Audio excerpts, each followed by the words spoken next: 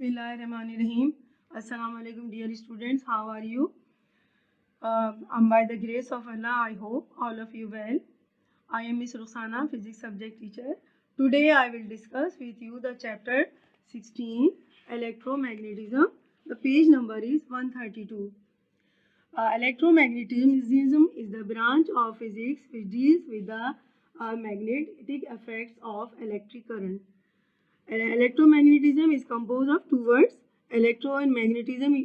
It is the relation between the current and magnet.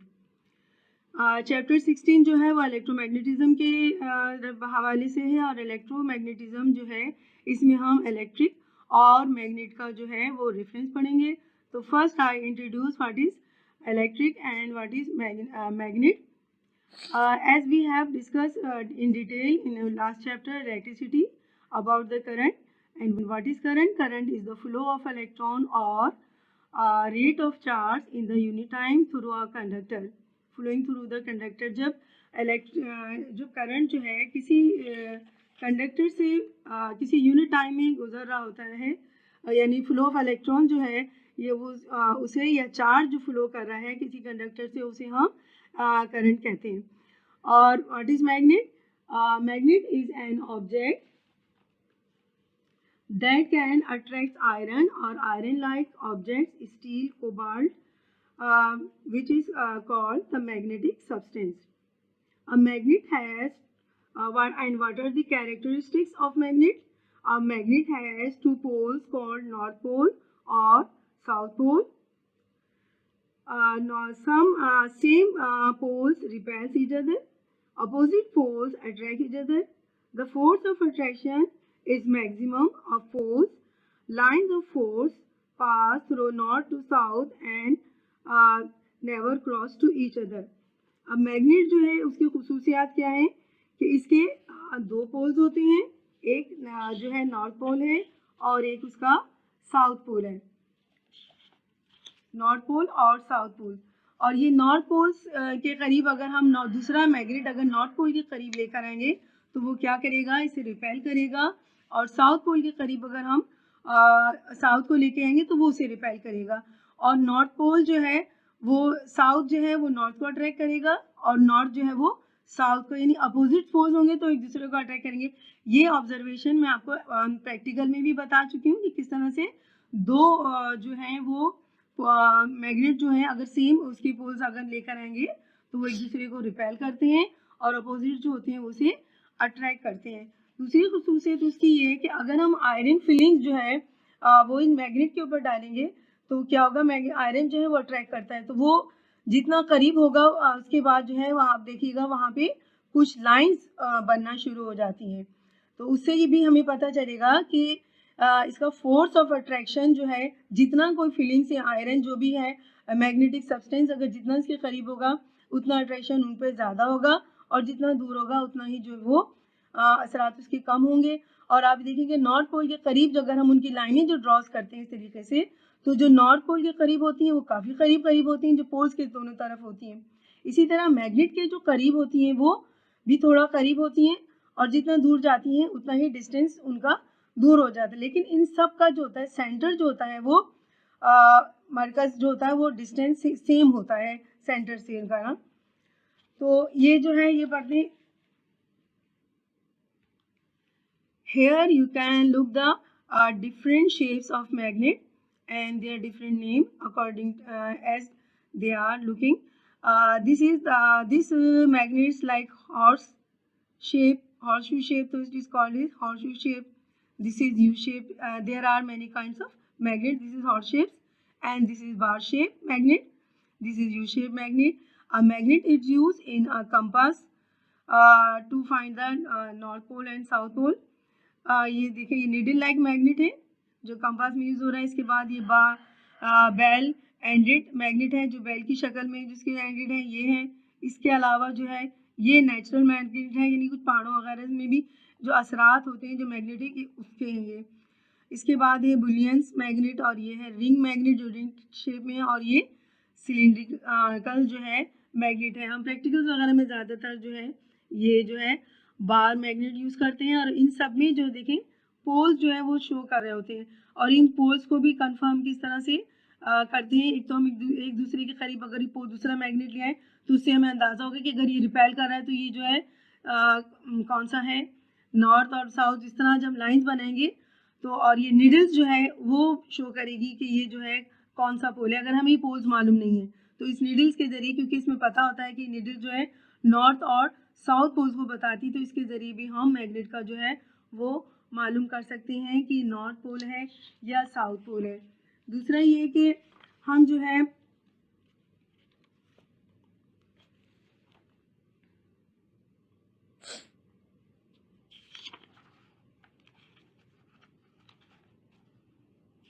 now we learn about the force of magnet and lines of magnet। जब हम किसी magnet पे ये fillings जो है sprinkle करते हैं तो क्या होता है, आप देख सकते हैं, ये वॉच ऑब्जर्व कि इसके गिर्द है ना वो जमा होना शुरू हो गई हैं और फिर ये इस तरह की लाइंस बनना शुरू हो जाती हैं। तो जितने असरात जो होते हैं मैग्नेट के करीब जो होता है वो कहलाता है मैग्नेटिक फील्ड, जहाँ तक ये अट्रैक्ट कर रहा होता है। और फिर जो ये लाइनें जो नॉर्थ से साउथ बन रही होती हैं और यह साउथ से नॉर्थ तक जो बन रही होती हैं, उन लाइंस को जो है हम जब उन्हें ड्रॉ करते हैं तो इस तरीके से लाइंस बनती हैं और ये लाइंस जो हैं वो क्या करती हैं, एक दूसरे को ओवरलैप नहीं कर रही होती।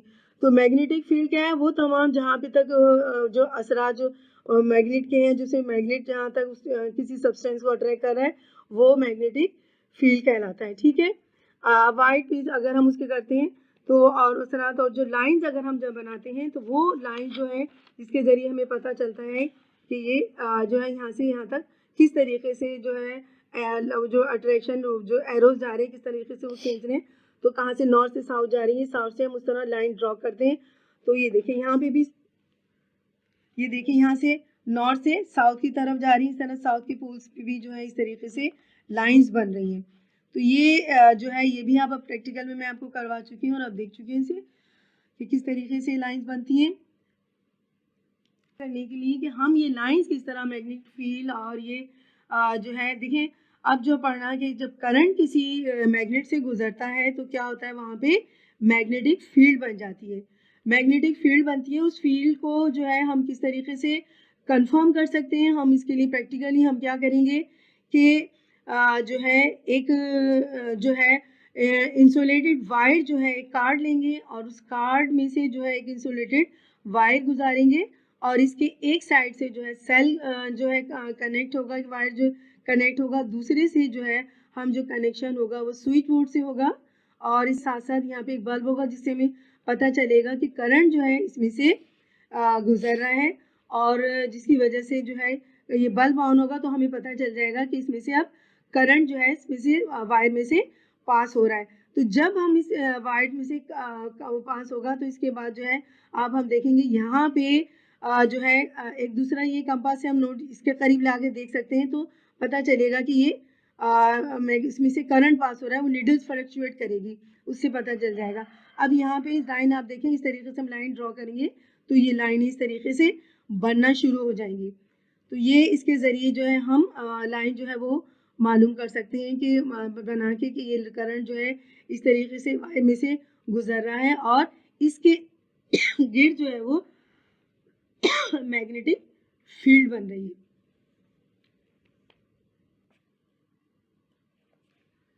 अभी तक हमने ये डिस्कस किया कि मैग्नेट क्या है, मैग्नेटिक लाइंस क्या हैं और मैग्नेटिक फील्ड क्या है।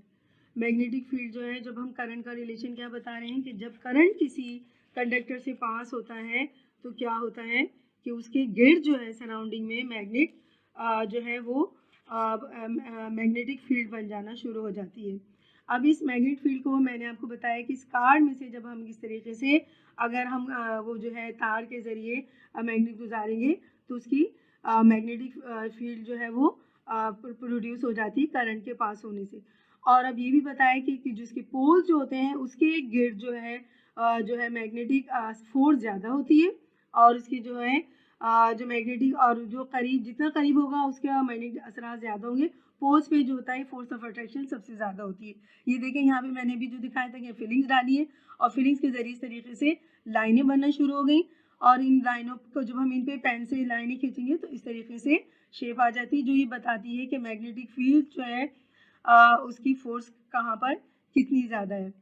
उसके बाद हमने किस तरह हम कंफर्म कर सकते हैं, मैंने कार शीट का एक्सपेरिमेंट बताया कि जिसमें से अगर हम वायर गुजारें और इलेक्ट्रिसिटी पास करें तो जो है वो इलेक्ट्रिसिटी जो है पास करेंगे तो क्या होगा, वो उसमें से मैग्नेटिक फील्ड प्रोड्यूस होने लगेगी और इस तरीके से लाइन बनना शुरू हो जाएगी।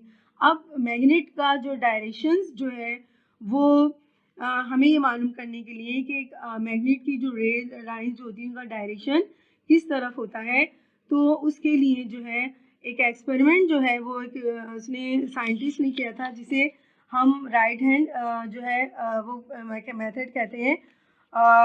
ये वाला मेथड जो है प्रोड्यूस होती है एक साइंटिस्ट जेम्स क्लार्क मैक्सिमम ने जो है राइट हैंड रूल किया था, जिसके ज़रिए मालूम किया था थम्स के ज़रिए कि वो जो है रेस किस तरफ जा रही है।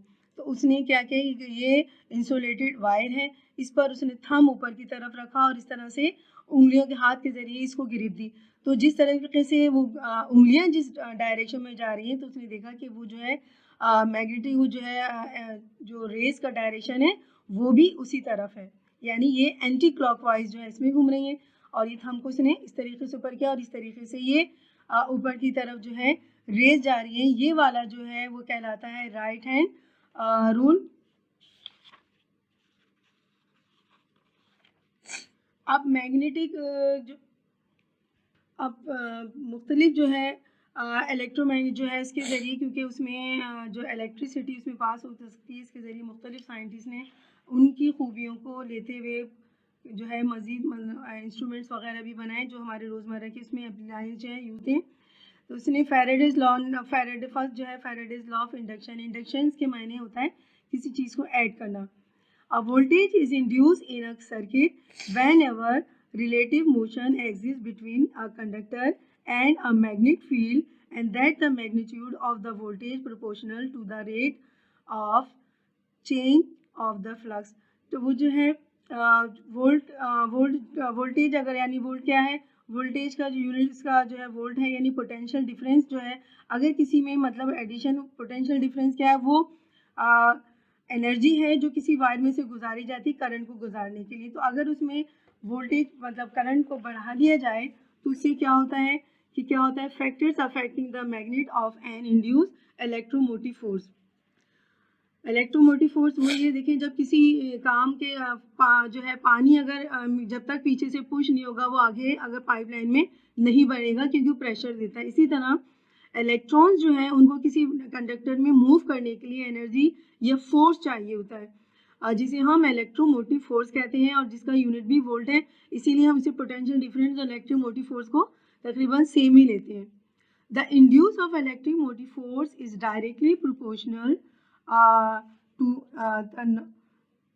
to n the total number of turns in the coil। n for numbers हैं।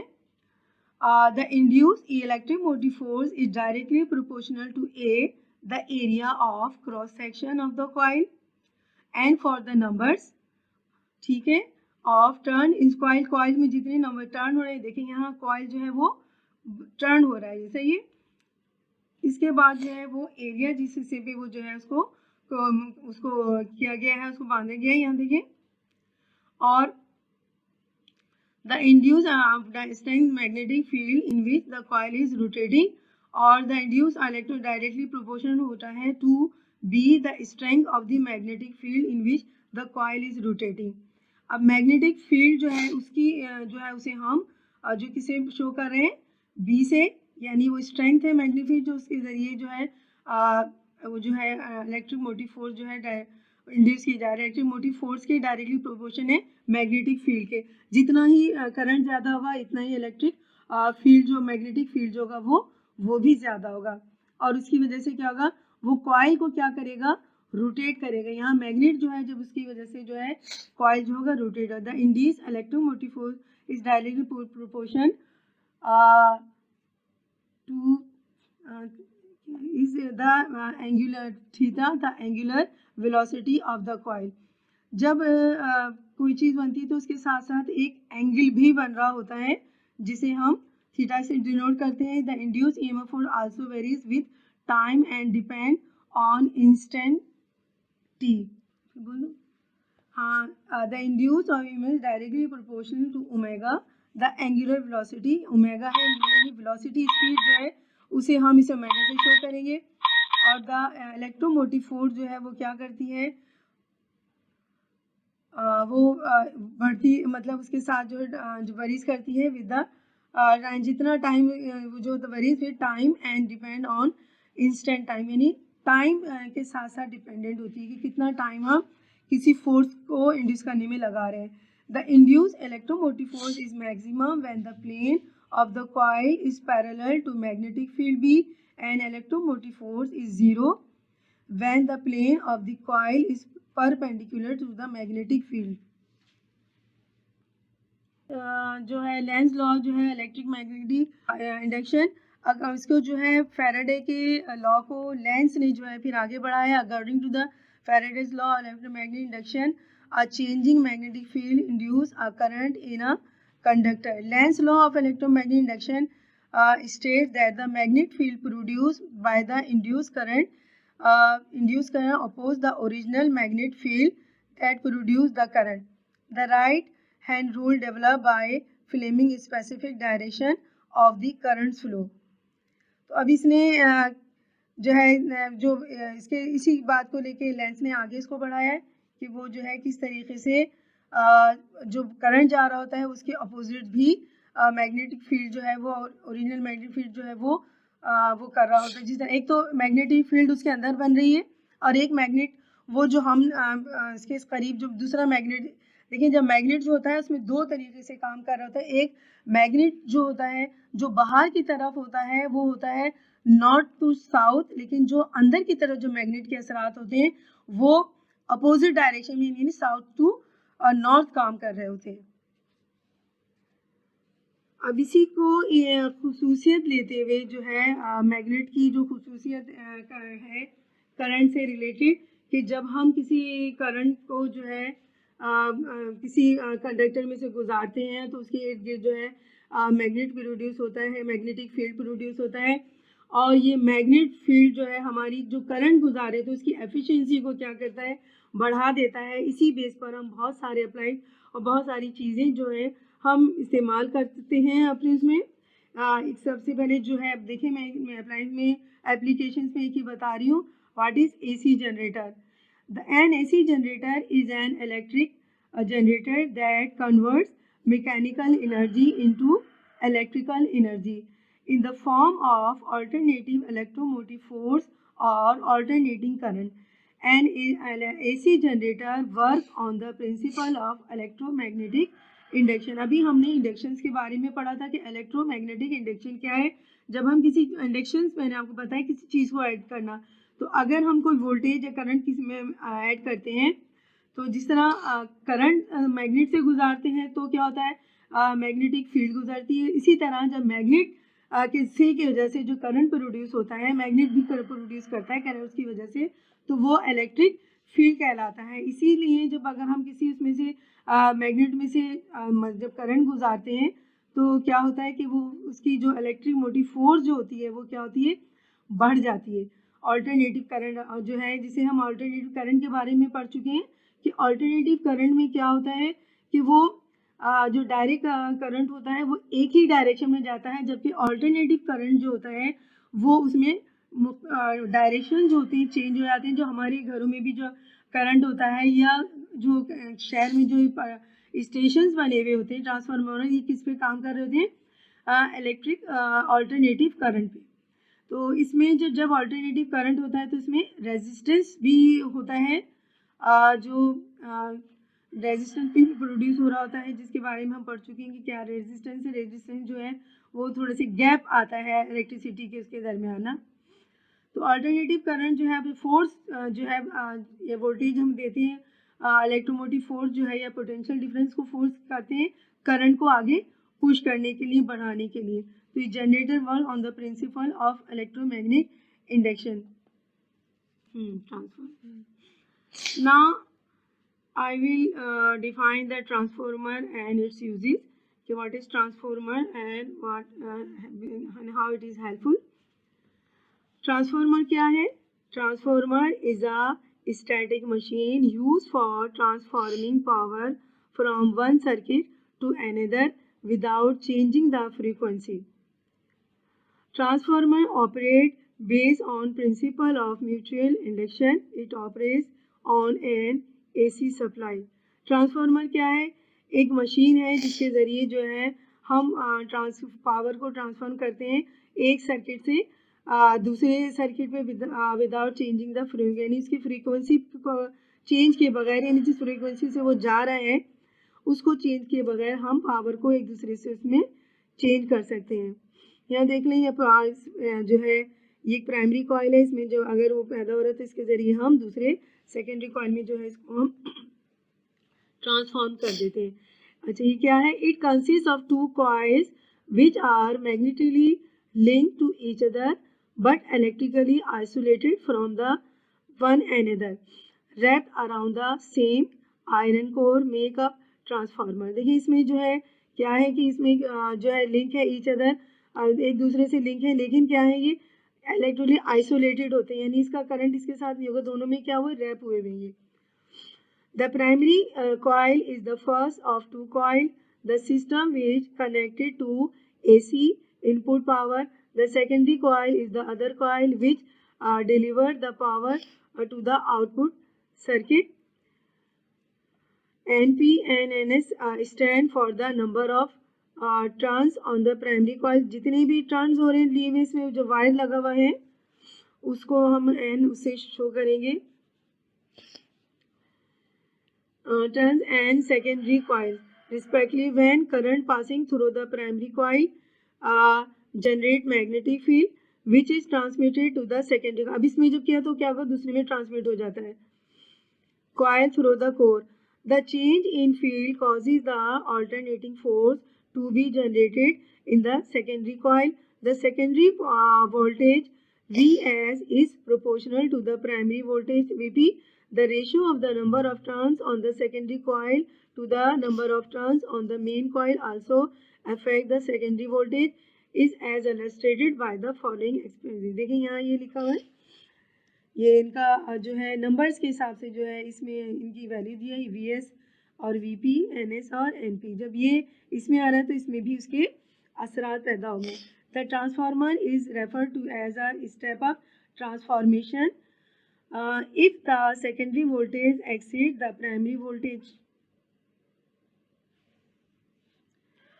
A step down transformation is one in which the secondary voltage is lower than the primary voltage.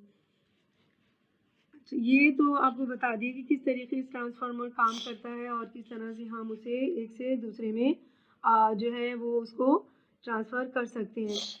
अब क्या है role of transformer in power transmission? Generation of electric power in low voltage level is very much cost effective. Theoretically, this low voltage level power can be transmitted to the receiving end. This low voltage power, if transmitted, result in greater line current, which indeed causes more line losses. But the voltage level of power is increased, the current of the power is reduced, which causes the reduction in ohmic or losses in the system, reduction in the cross sectional area of the conductor. ये क्या करता है कि current उसमें जो अगर flow रुक रहा होता है, कम हो रहा है, तो इसकी हम जो है ट्रांसफार्मर के ज़रिए हम इसका करंट जो है वो हम इसे बढ़ा सकते हैं. अब आप देखिए लास्ट है daily life applications of transformation. Transformers are widely used because of their ability to regulate the strength of alternating current, which improve efficiency and in turn reduces monthly electricity costs. By the use of transformers, we have observed and seen in importance in our everyday life, and without it, electricity would have caused great destruction in our homes and industries. There are several ways transformer can use in the home. ये देखिए इसमें जो है transformer जो है हमारे, आप देखिए आप लोग पता होगा जगह हर एरिया में ट्रांसफार्मर्स लगे हुए हैं। ये ट्रांसफार्मर क्या करते हैं, इलेक्ट्रिसिटी को कंट्रोल कर रहे होते हैं और उसके हिसाब से जो है तमाम उसमें जो है होम्स में जो हमारे इसमें जो है प्रॉपर वो आ रही होती है इलेक्ट्रिसिटी। और उसकी वजह से जो है क्योंकि वो जो रेजिस्टेंट रुकावट ना हो कम हो, तो उसकी वजह से जो होती है कॉस्ट जो होती है हमारी इलेक्ट्रिसिटी कॉस्ट भी जो होती है इन ट्रांसफार्मर की वजह से कम हो जाती है। इसके अलावा जो है हम ये ट्रांसफार्मर जो है अपने स्टेबलाइज़र में यूज़ कर रहे होते हैं और बैटरी चार्जर में, इलेक्ट्रिक सर्किट ब्रेकर में और इन एयर कंडीशनर। ये देखिए इतनी जो हमारे रोज़मर्रा ज़िंदगी में चीज़ें इस्तेमाल होती हैं, हम स्टेबलाइज़र यूज़ कर रहे होते हैं ताकि क्या होता है कि उसमें जो हमारे अप्लायंस है उसमें प्रॉपर वोल्टेज जो है वो मेंटेन रहे और जितना रिक्वायर उस अप्लायंस को उतनी ही वो इलेक्ट्रिसिटी उसे मिलती रहे।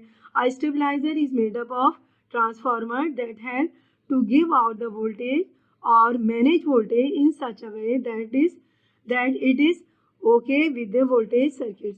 It helps to step down and step up the level of current in a building। देखिए जो स्टेबलाइजर जो हम किस तरह फ्रिज वगैरह इसमें अक्सर हम इस्तेमाल करते हैं, एसी वगैरह में भी, ताकि बाज़ औक़ात करंट जो होता है एकदम बहुत ज़्यादा आ जाता है जिसकी वजह से भी हमारे जो अप्लायंस होते हैं उनके जो होते हैं नुकसानदेह हो सकता है और अगर बहुत कम वोल्टेज आ रहा हो तो भी उनके लिए जो है वो मसला बन सकता है। लेकिन क्या है कि ये स्टेबलाइज़र जो है क्यों जो क्या करता है, ये कंट्रोल कर रहा होता है, मेन लाइन से कनेक्ट होता है, तो ये जो है करंट जो है तो प्रॉपर जो है हमारे अप्लायंस को पहुंचा रहा होता है, जिसकी वजह से अगर करंट एकदम कम हो जाए, एकदम ज़्यादा हो जाए, तो जो कुछ हमारे अप्लायंस है उनको नुकसान ना पहुंचे।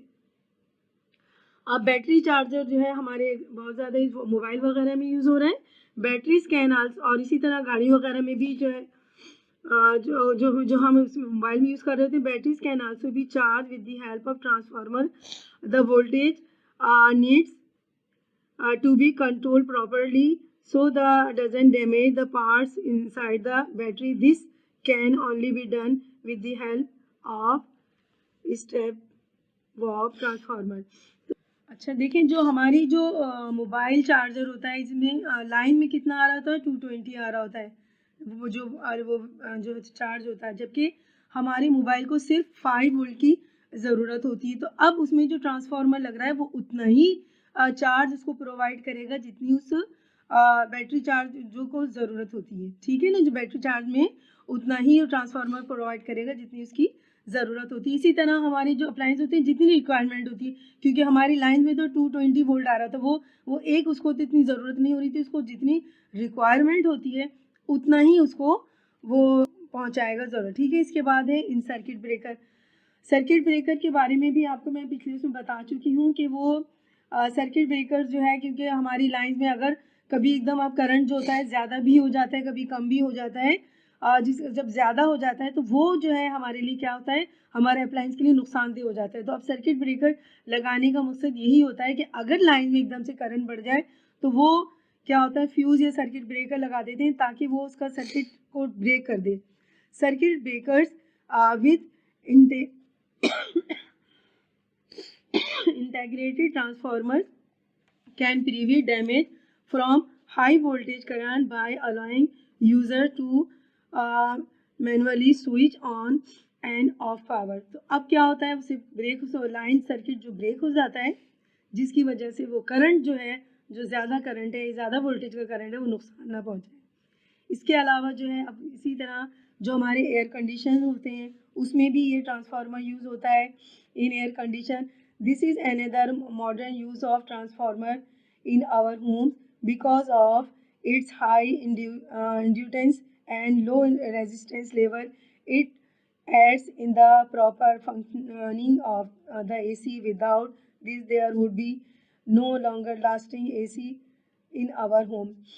रेजिस्टेंस के बारे में मैं आपको बता चुकी हूँ कि हमारे इसमें जो कंडक्टर्स होते हैं इसमें से फ्लो ऑफ एटम जो होता है बहुत ज़्यादा होता है, जिसकी वजह से क्या होता है वो ओवरलैप करने लगते हैं और उस ओवरलैपिंग की वजह से क्या होता है कि करंट फ्लो जो होता है वो थोड़ा सा रुकता है, जो ब्रेक होता है, रुकावट होती है, तो उसको जो है हम रेजिस्टेंस कहते हैं। और ये रेजिस्टेंस जो है अगर होता भी है तो हमारे लिए बहुत फ़ायदेमंद भी होता है, जिसके लिए आपको बताया कि वो जो है जिस तरह हमारी आयरन है, ये वॉल्यूम किसी का कम करना है, टेम्परेचर मेंटेन करना है, तो रेजिस्टेंस उसमें हेल्पफुल होता है।